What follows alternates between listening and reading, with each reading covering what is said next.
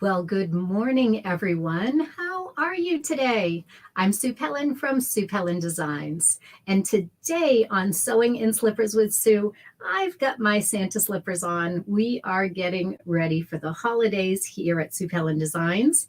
And we are just about to shut down for the week, but I wanted to come to you one more time live on Facebook Live in order to just check in with you and see how you're doing in this busy holiday season.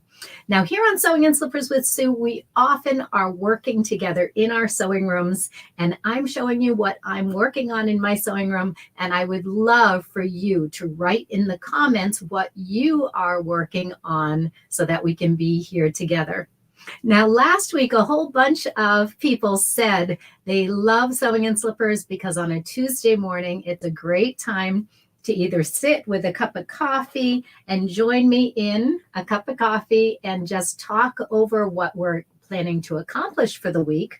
Or another thing that people love to do while they're watching Sewing in Slippers is to organize their sewing room. So there was a thread going on in our Facebook group this week about organizing tips for your sewing room. In particular, because we do these beautiful applique quilts here at Sue Pellin Designs, people are often wondering how I organize my little bits and pieces for applique. So I wanted to share that with you first. And because we're talking about products for applique, I want to get into my favorite stocking stuffers for quilters. Good morning and Merry Christmas to you as well. Please put your name in the comments so I know where you're coming from. And a little aside here, my computer died. I am working on my laptop today, so you're going to see that the color behind me is not very good. My laptop isn't very good about adjusting colors in the background. So that's why my quilts are so washed out in the background. But no worries, my son is actively working on my computer, getting it up and running today. And for those of you that were in my workshop last week and you're waiting on the video, I don't know if it was the video that made the system crash, but my system crashed as I was editing the video for last week's Holly Jolly Pineapple class. So what I found out is that my video card is dead in my computer, so I can't edit that video right now. But my son found the file on my external hard drive. I am going to be able to upload that file today into Vimeo so that you can all see Holly Jolly Pineapple if you took that course. So I will be sending that out today and getting you what you need. Now, in the meantime, I know a few of you were having trouble cutting that pineapple. So let's go ahead and look at how to cut the pineapple today. So I've got a lot to cover. There's a lot of things on my to-do list, but I want to start with organizing in your sewing room. Hey, Linda Ivy, welcome. Hi, Debbie West. Good to see you. I see lots of people on here live. So put a comment in the comments with your name because I can't always see your name here on StreamYard. I can't always see your name. So please let me know. So one of my Facebook users says, I need to clean house. Both my husband and I are getting over COVID. Oh, and your mom passed away on the 9th of December. Who is that? Who is that? Because I'm looking at Facebook user on my screen. Now, of course, once I go into Facebook and watch the replay, I'll be able to see all of your comments. Ah, my goodness. My mother's birthday is the 9th of December. So I just want to send my prayers and my thoughts with you who lost your mom, Barbara Kahn. Okay, Barbara, nice to see you. Linda Ivy. Linda, you lost your mom on December 9th. Oh, Linda, I am so sorry. December 9th is my mom's birthday. She turned 88. I understand where you're coming from. Aging parents are one of the joys and one of the stresses in our life. And my heart goes out to you, Linda. I know how difficult that is for you. Oh my gosh, I'm tearing up just thinking about it. Please, I want to extend our sympathies to you from all of us here at Sue Pellin Designs. All right. God bless you, Linda, and your mom. And I know she is watching down on you and smiling down at your beautiful creations that you are making here in your sewing room every day. So let's get back to our sewing room, and let's get our sewing room tidied up for all of those projects that you're working on. Now, if you're working on holiday projects, I'm right there with you. I have something to share with you. Last week on Sewing in Slippers, we talked about doing embroidery with your regular sewing machine, any zigzag sewing machine. It was your husband's mom. It doesn't matter. Doesn't matter. That's your mom too. Okay, any zigzag sewing machine, you can do beautiful monograms for anything that you need to monogram for the holidays. So I've been making this set of stockings for my niece. Last year I started and I got her her immediate family done.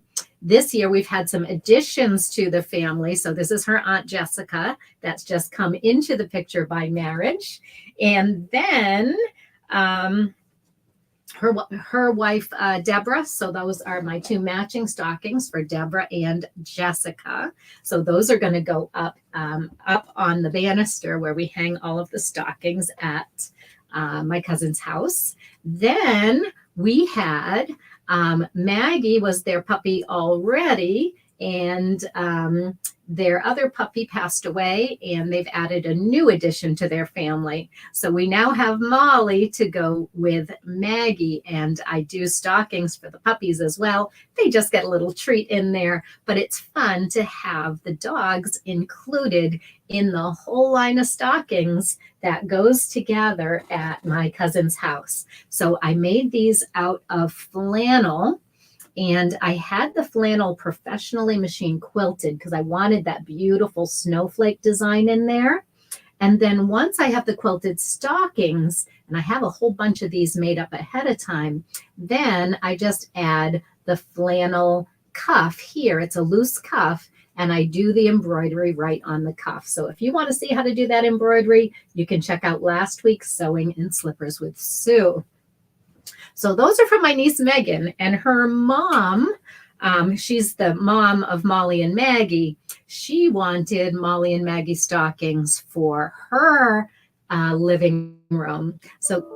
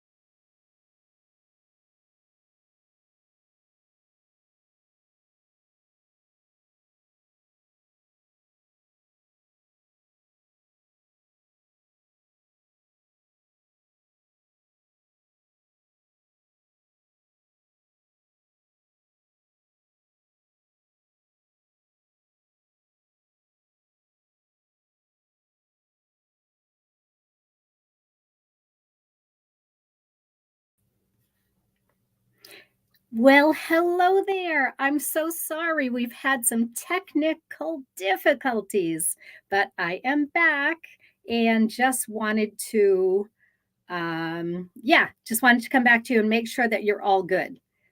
Oh, B, you're here. Welcome. So nice to see you. Excellent.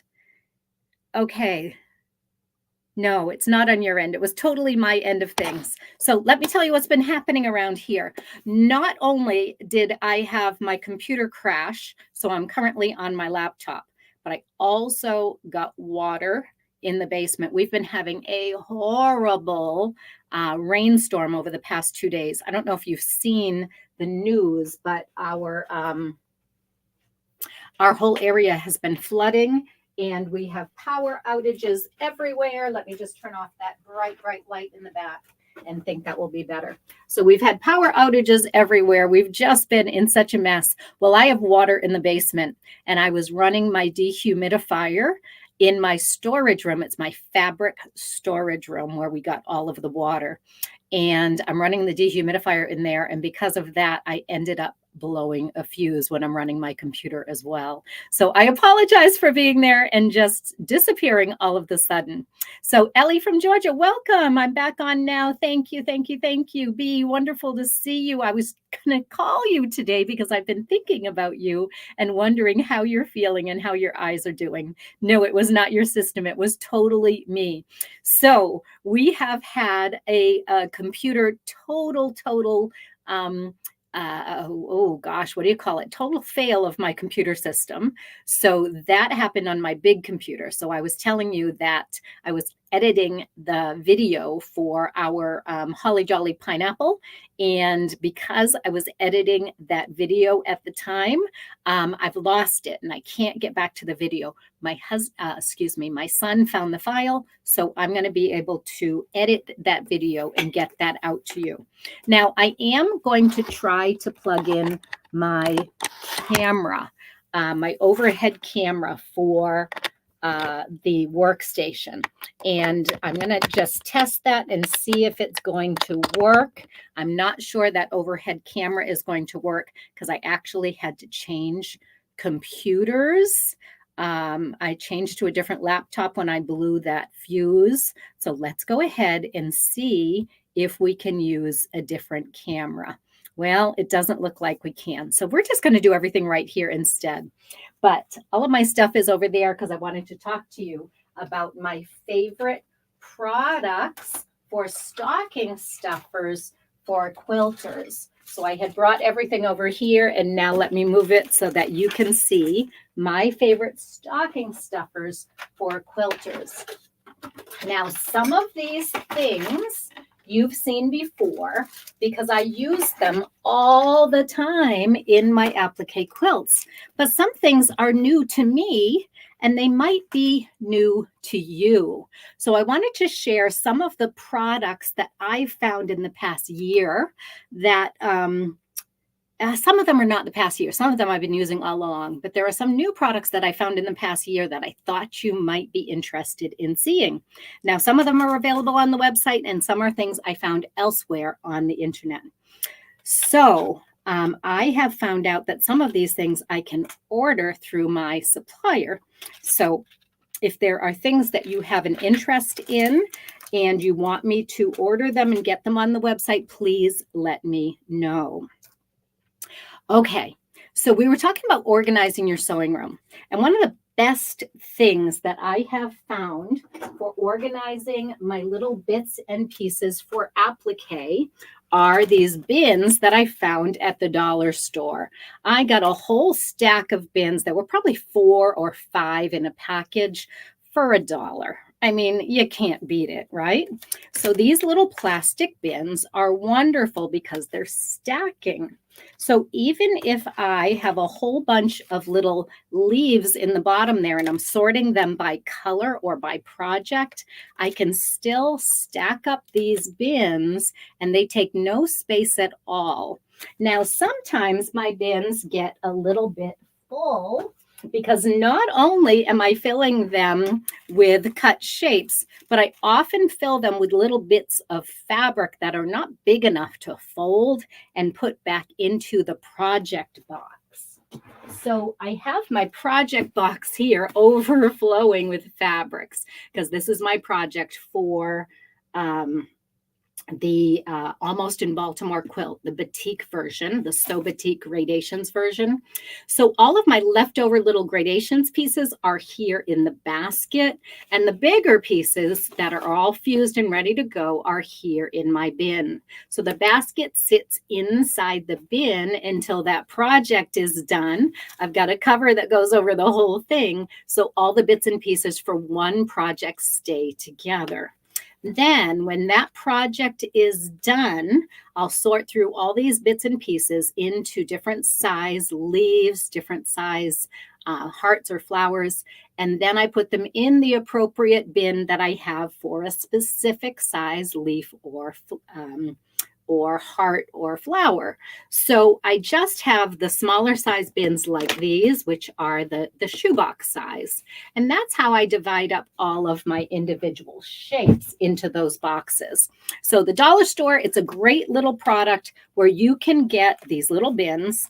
And when I have a set of thread that I'm using for a project, and this is my 2D thread. When I have all of my 2D thread for that specific project, I keep them all in the bin in that storage container as well. So not only do my fabrics go in the bin, but the threads I'm using for that project go in the bin also. That way, when I'm just working on that project, I have everything I need within arm's reach for that project. So those little dollar store bins are my number one little accessory in my sewing room. Now, I did find some other things that I absolutely love. One of those is a pill container. It is a pill container that you can probably get at Walmart or at the drugstore. Probably CVS has these. Now, it's not a tiny little pill container. It's a great big pill container. And the fabric stores have started selling these, and probably at 10 times the price, right? So I can get these from my supplier. They don't have the days of the week on them, so it's not truly a pill container. But I think for a bargain, you could go to your local discount store, or you could go to a CVS or something like that, get a big pill container. It will have the days on the week on there, but your sewing machine feet fit in here beautifully. And I've got these great big sewing machine feet because they're made for the walking foot. So they've got space in there for the walking foot to go inside, my integrated walking foot on my Elna sewing machine. So this pill container has been my lifesaver this year. I love it. And inside one of the compartments is my itty bitty screwdriver for taking on and off all of those feet. So I no longer have to go look for that screwdriver. I got it right where I need it in the pill container. So go to your CVS, go to your Walgreens, go to your pharmacy, pick up a pill container. It'll probably have the days of the week on there. Mine doesn't, and it's pretty pink or purplish because I got it from the sewing machine supply store. If you want the pinkish or purplish one, just let me know. I can order these from the sewing machine supply store, but I think you're going to be just as happy with something from CVS that you can get on the cheap, right? Okay, the flooding did not ruin anything. It didn't ruin the fabric. It didn't ruin the quilts. Thank you so much for asking. All of my quilts are up high in my sewing room. So even though right behind this wall, that's where the flooding was, right behind this wall, it actually started to seep up the wall. Nothing was damaged except for the floor, okay, and the carpeting in there. So yes, Schmetz needles, 2 per section, fit in the large pill boxes too. Oh, that's wonderful to know. You can put your your needles in here also. That's fabulous. So yes, this is one of my favorite gadgets for quilters. Okay, another favorite gadget, speaking of needles, is my little macaron. This is a macaron, which is a little cookie, but it's not a cookie. It's a fake one, and it's made by Clover. And I do have these on the website. I use it for my self-threading needles. Those self-threading needles go right in the filling here in the macaron. That is like a little brown. It looks like it's chocolate. What that is, though, it's a sharpener. So your needles being stored in there are being sharpened as they go in. And if you're like me, I'm always using my needles for other things, like to poke a hole in my oh shoot, what is it called? In the glue bottles, right? To make a little hole in my glue bottles. So they end up getting dirty and getting a little bit of glue on them. But if you go in and out of this little macaron, it's going to take anything off your needles. It's going to polish up those needles and make them nice and sharp. Now you could keep your sewing machine needles in here. You could mark little sections. You could do a little third here. You could mark a little section on there with a black marker, and you could store different sewing machine sizes here, here, and here. Get 3 different sizes on there, and you're going to always have sharp needles. Now, I only use this for my self-threading needles, and this sits right on top of my sewing machine. When I flip that top up, I've got a little spot there. Let me just put it there now so I don't forget. It sits right in here so that my self-threading needles are always there where I need them when I'm doing my blanket stitch applique. So that is one of my favorite new products. That's a brand new one that I just found this year. Okay, what else do I have here? Applique scissors. I just got in these applique scissors because I did a promotion last week where I gave away prizes. Gifts when you purchased X number of dollars from the website. So I had several different products for that promotion. So I'm going to show you the products that I had for that promotion and why I picked those specific projects. So as a nice little surprise, anyone who made a purchase on the website that week got the magic pin samples. So these magic pins are samples of the other pins that I have on the website. So this is just, I don't know, 6 pieces, 4 pieces of the fork pins, 6 pieces of the flathead pins, and then I have another sample of different flathead pins. Now, these are just sample cards. I gave these away. But the reason why I wanted you to try these pins is because I fell in love with these, especially at our retreat up at Schoodic. We were up there with Irene Henyon, and Irene has a pincushion, and she has every size and shape of these magic pins. You can see on the back of the sample, there's all different sizes and shapes of the magic pins. And I was like, what the heck? Why do you have so many different sizes of magic pins? She loves the magic pins, and she uses different sizes for piecing than she does for applique. She's got the fork pins, and then I had a couple of sizes that she didn't have, and she grabbed those as well. She just loves these pins. So I included a little sample of the pins if you purchased from me in the last couple of weeks so that you could try them. The nice thing is they have a rounded head. So when you are putting them in, they fit in your hand really nicely. Do I have any in my pincushion here? No, because they're all in the other pincushion that's in the other room. But let me take them out of the package here. I've got samples. So the rounded head, it's not a little ball. It's grippy, right? And it's like a rubber material. So it's so flat that when you're pinning, and we have the nice fine ones, a little heavier ones so that they don't bend. The super fine ones are wonderful for piecing, but this head lays flat. So it's not going to raise up like the little glass ball head, and they're heat resistant.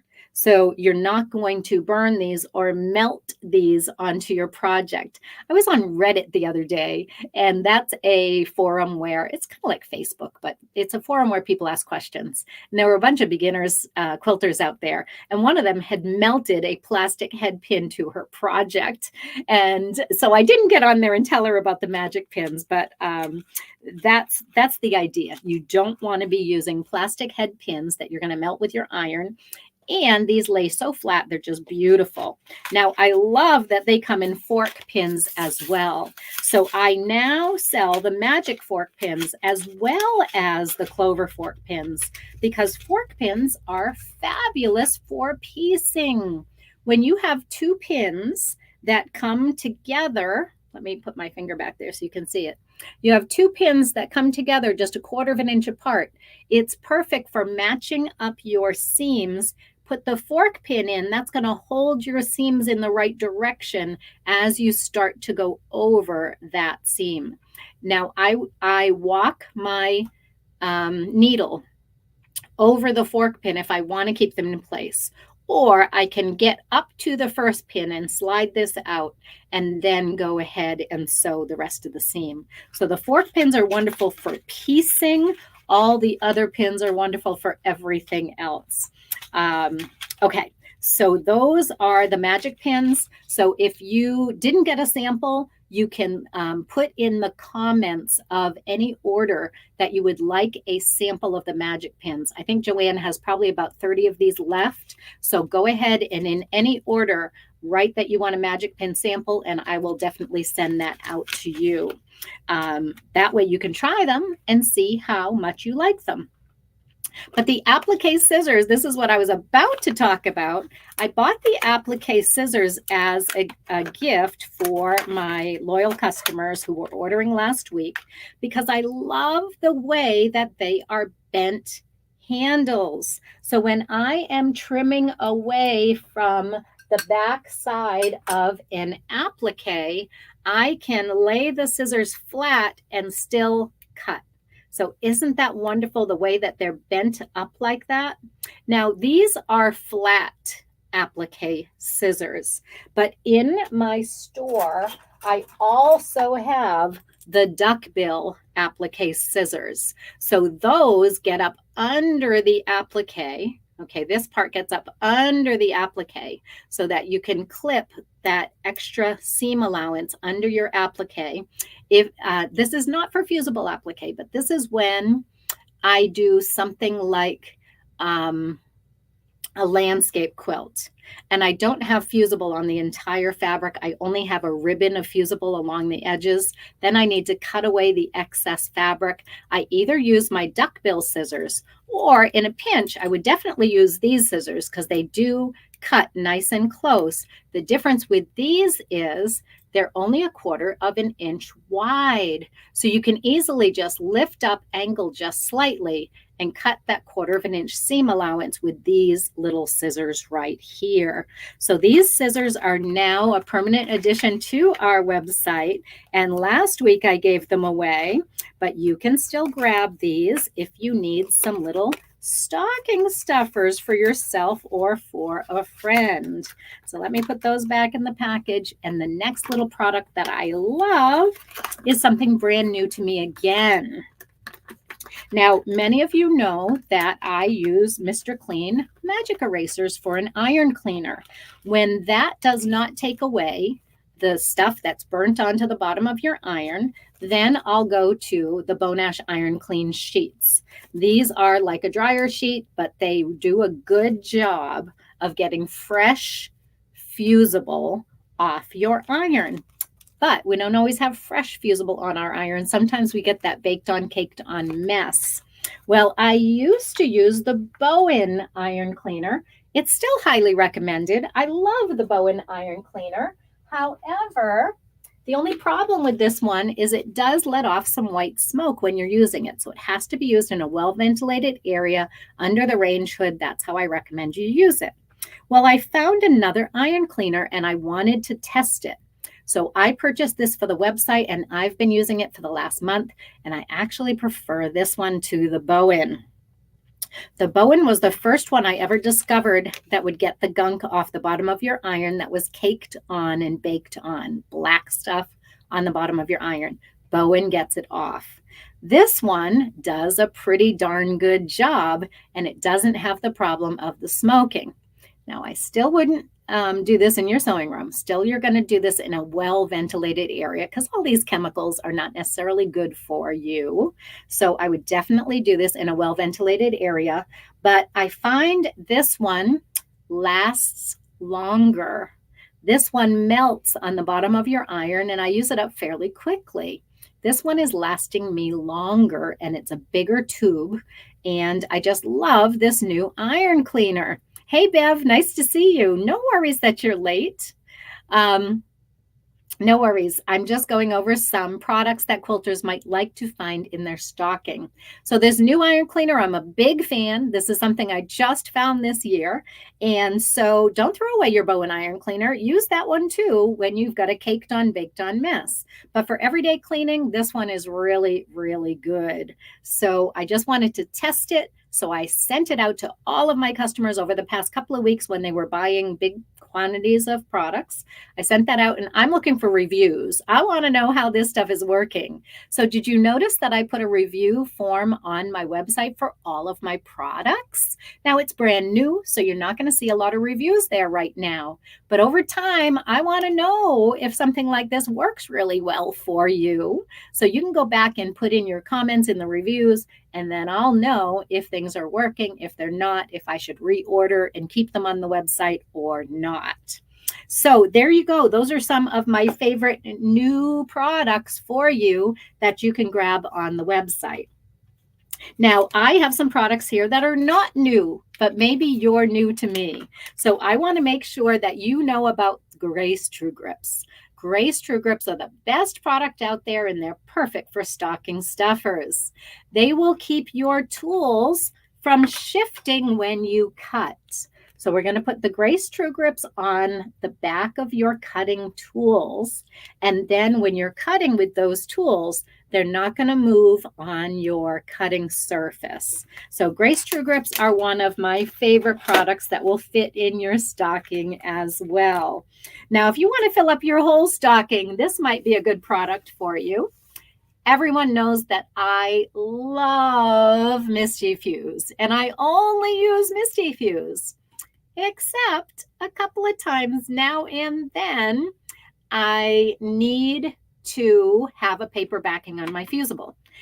This paperback fusible is soft like Misty Fuse, but it has the paper backing. So why wouldn't I use this all the time? Well, it doesn't work for Sue Pellin Designs cutting methods, and I'll tell you why. You don't need the paper when you're cutting with the Leaves Galore and the Hearts and More tools. In fact, you don't want the paper on there, because if you use a paperback fusible, you've got to remove the paper from every single applique shape before you applique. When we use Misty Fuse, we're not throwing away all that paper, and we're not picking the paper off the back of our applique shapes. So when do I use paperback fusible? The only time I use paperback fusible is when I want to cut big, wide 1-inch strips of fusible using my curves, and I use that for landscape quilts or other special techniques. But if you do need paperback fusible, this is the one I recommend. It's made by Clover, comes in a nice tube here, 18 inches by 3 yards. It's a good price. It's a good product. It's soft. I'm not going to say it's just like Misty Fuse because it's not, but it's a good fusible alternative to Misty Fuse. Okay. All right. So one more product that I found on the internet, and it's just been picked up by my distributor. So this is a product that I bought on the internet for cleaning dog hair off the carpet. When your dog hair gets into the corners on your stairs and you want to clean up your stair treads that are carpeted, this is the product I purchased for that. Now, the other day, I was cleaning my slippers. I have wool slippers. Let me show them to you. I just took them off. But my wool slippers with my little Santa Claus hats, they were all pilly. So this is like a wool felt. and it was pilly. So I took out this product and I used this to clean my pilly slippers. Look at that. Look at the stuff that it took off those pilly slippers. So you could use this on pilly sweaters. You could use this on your carpets, etc. So I love this tool, and I purchased it on a Facebook ad online. Lo and behold, Gypsy Quilter has come out with this tool exactly because she wanted to clean her wool pressing mat. So let me grab my wool pressing mat. Okay. Have you ever made a stain on your wool pressing mat because you left your iron on it?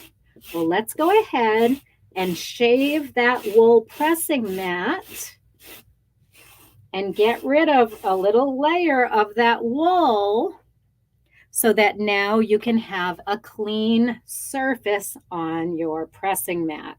So just for that one reason, Gypsy Quilter came out with this for quilters. But I want you to know that this is one of the best tools that I have bought this year. And it sat around for about a year before I started using it. Then I discovered that it works great on your wool pressing mats. It works great on my wool felt slippers. Now, if you are a quilter that does wool, I want to show you something else. This is great for felt as well. When I was making these stockings, they were getting very linty in my sewing room. So I was able to go over them with this tool and clean all the lint off of my stockings very, very quickly and easily. Now, I wouldn't recommend doing this over the stitching because it might grab that stitching, but I did this before I did the stitching and got rid of all of that lint that was on my black flannel. And that worked out really well too. Now let me just clean up this part of the flannel as well. I just saw some dog hair on there.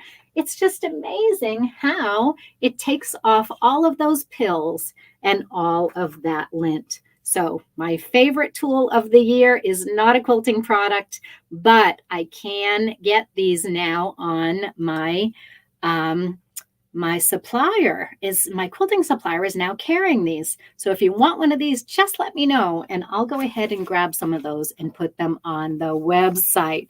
The name of the wool cleaning tool, I don't know. It's called a wool cleaning tool, and I can get some of these and put them on the website if you want them.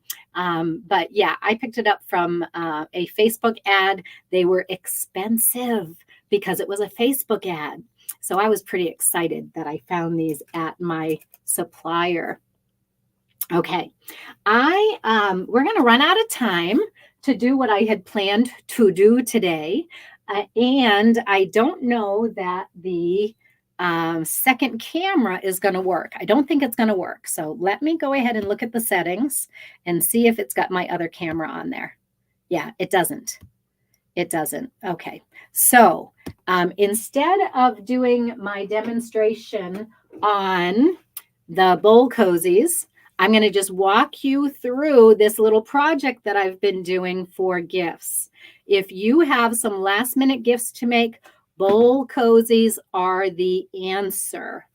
2 little bowl cozies stacked like this with a set of 2 bowls from the dollar store is a wonderful, wonderful gift because it looks like a present in and of itself. It looks like a little flower, and it's the most practical gift you can give. Everybody in my family loves these, and they asked for more because last year I made holiday bowl cozies, and I made them with holiday fabrics. You'll notice that when I quilted them, I used my Leaves Galore tools to quilt in a S-curve, and that made a beautiful quilting design on my bowls. I also used my Hearts and More tools to round those corners. Well, this year I'm going a little faster and easier, and I want to show you the process for making these bowl cozies where you can make them in bulk. So who needs a bowl cozy? How about your local barista? The person that's making your coffee every morning? Wouldn't it be a fun surprise to bring them a bowl cozy? You could even put a little paper bowl in there just so they know what it is. But I suggest you just go to the dollar store and pick up a few little bowls. So get a matching bowl, throw it in there, and then put a little note in there that they can warm up their soup in the microwave and not burn your fingers taking your bowl in and out of the microwave. Now, there's a million online tutorials on how to make these, but I'm going to give you some of my best tips and tricks so that when you're following the online tutorial, you don't make the same mistakes. They just don't warn you about certain things about making these bowl cozies. And if you're like me, you've made hundreds of these before. So I want to show you how to speed up the process. So the first thing that you're going to do is you're going to get yourself some fabric. You want to use 100% cotton fabric and 100% cotton batting. These are going to go in the microwave, so you don't want any chemicals in there. No polyester, no nylon, nothing except cotton goes in the microwave. That includes your thread. Use cotton thread, and I used my favorite 2D cotton variegated thread and used a gray variegated thread to make an X on my fabric and on my batting. So it's a 10-inch piece of cotton fabric and a 9-inch piece of batting. You're going to need 2 of these for every bowl cozy, but I don't just do 2. I do a whole pile so that I can chain stitch these together when I'm quilting. I make a diagonal line on my batting, and then I put them through and I chain piece them to make that straight quilting line all the way down. I did 8 at a time. So I'm going to make 4 bowl cozies at a time, and then I'm going to have 4 bowl cozies to give away. So for a special friend, they might get a set of 4 with a set of 4 bowls and maybe a can of Progresso soup in there so they know what it's for. By the way, these are also wonderful for ice cream, not just for soup. Anything you heat up in the microwave. So what you're going to do is you're going to take that 10-inch square of fabric, center a 10-inch square of cotton batting, make an X on there for quilting, and then you're going to chain stitch those and get them quilted in both directions. Then you're going to be folding this piece, and you want to match up your corners really, really well because you want all of your darts to be centered on the side of the bowl. Now that's only important because we're going to be putting 2 of these pieces together, and we want those darts to match up. So you want them exactly in the center. That way they match up well when you go to sew the 2 together. It just makes everything easier. So you're going to measure in 1 inch from the fold, 2 inches down the fold. So let me show you some that I have already marked. So here's one. You are 1 inch. And by the way, I used a friction marker that's going to go away with the iron, or with the heat of the microwave, it's going to disappear. But I'm going to use the iron to get rid of the chemicals before I ever put this in the microwave. For that reason, too, you want to wash your fabric, get rid of any chemicals that are in your fabric. So you've measured 1 inch in from the fold here, 2 inches down from the fold here, and connect the dots. So you're just making this little angle. And you're going to do that on all 4 sides. So you're going to fold this and mark this one, and then go down here and mark this one. And then you're going to fold it again and mark this one up here and this one. So you're going to be able to mark twice when you have it folded, and fold it twice to get it marked on all 4 sides. So see my markings there? Okay, so when I fold these, I'm going to start here and I'm going to stitch, and I like to do a little back stitch and then off the end here, back stitch. But I don't do them one at a time. I actually chain those together. So here I have a set that I've chained together. So, oh, there's only 2 in the set because I pulled some off. So I'm just going to keep sewing, right, one after the other. Just keep feeding these in to do one of these little pleats. Then you're going to cut them all apart and feed it in the other way to do the other little pleat, and keep going until all 4 pleats are done. So let's see. I've got one where all 4 pleats are done. I was going to be over here sewing with you, but because my other computer died on me, I can't show you the sewing machine part. But now I've sewn that little pleat. I've backstitched at the end, especially here. It's important to backstitch because that's where you're going to be putting your bowl in. There's going to be a little pressure on there sometimes.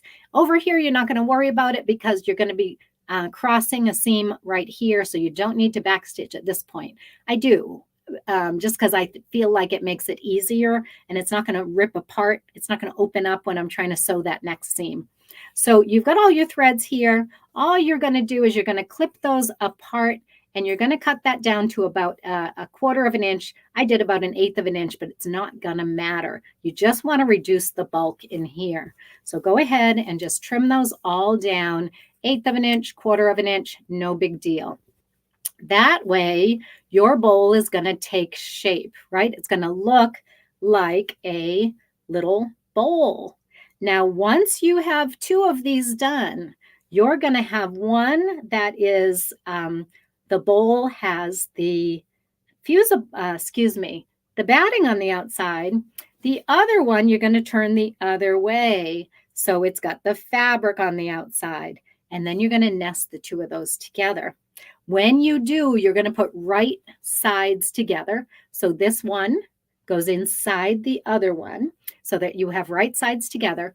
And now look, you've got this perfect little seam allowance that we're going to sew on.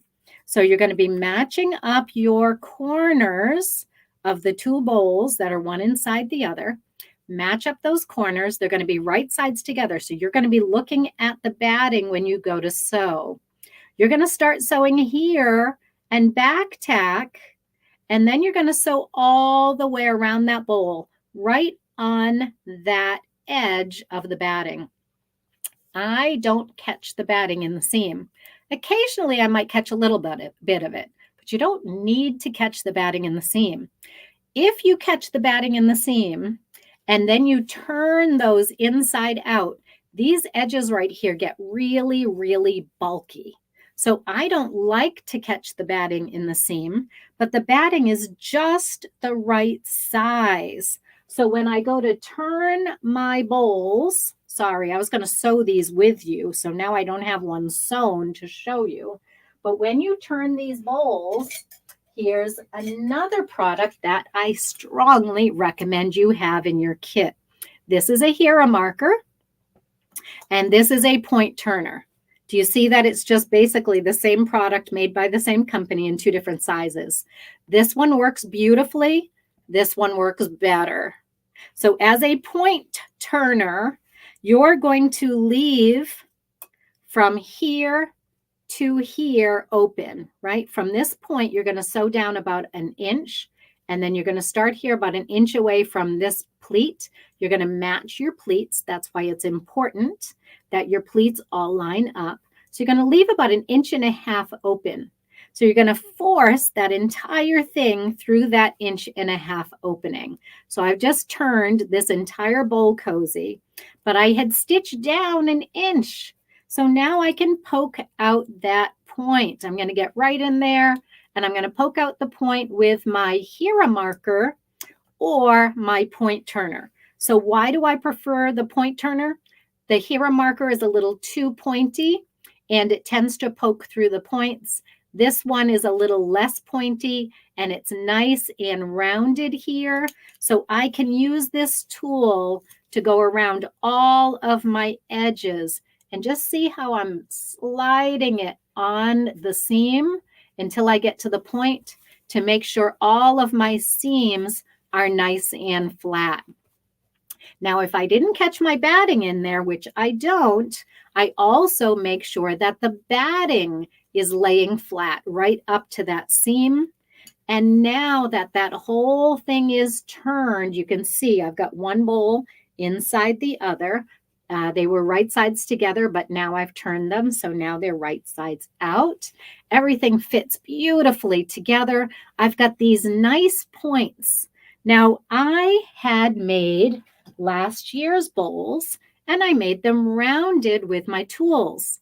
Now those are fine and I can still hang on to those when I go in and out of my microwave, but I like these points because it fits a deeper bowl and the points still stick up beyond the bowl so that I can lift this out of the microwave with the soup in it, and it keeps my hands from burning.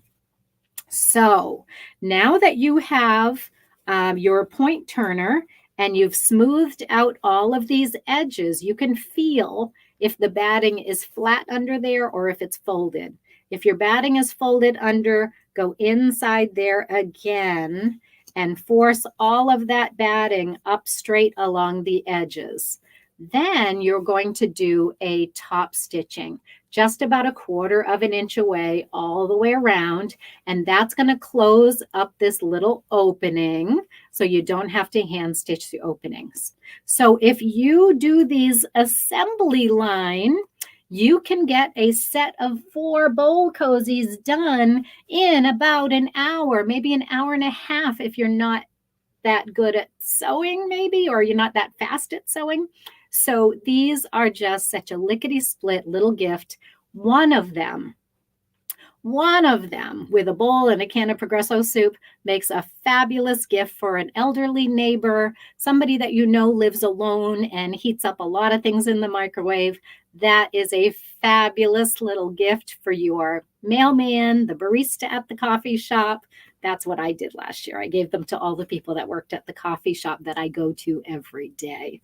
So this year, all of my relatives are getting them and they're going to match their kitchens. So this one is going to my friend Dawn for her new condo in South Carolina. It matches her dishes beautifully. So I'm really excited about getting these done. So using some of these little tools makes these projects so much easier. So your point turner or your Hero marker is the secret to making this project really, really easy. All right, we are just about out of time. I like to just take an hour here. Do you quilt the bowls after turned right side out? No, the quilting happens in this stage. So the quilting is already done when it's flat, which is the easiest thing to do. You just draw an X on your fabric, and I do it on the batting side, and I just use these friction marking pens to draw my X right on the batting. Then I quilt that, and I do that one after the other. I just feed them through chain style. So I'm doing chain quilting right down the center. Now you might be asking about this one. This one I did with the Leaves Galore tool. So if I wanted to create this design using the Leaves Galore tool, I'm going to do it at this stage right here. So this is a 9-inch piece of batting. So I would use my 8-inch tool,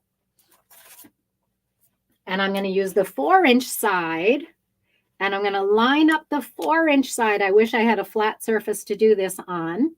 I'm going to line up that 4-inch side with the S curve, with the eye right in the middle of the curve. Let me just put it down here and mark that with you so you can see what I'm talking about.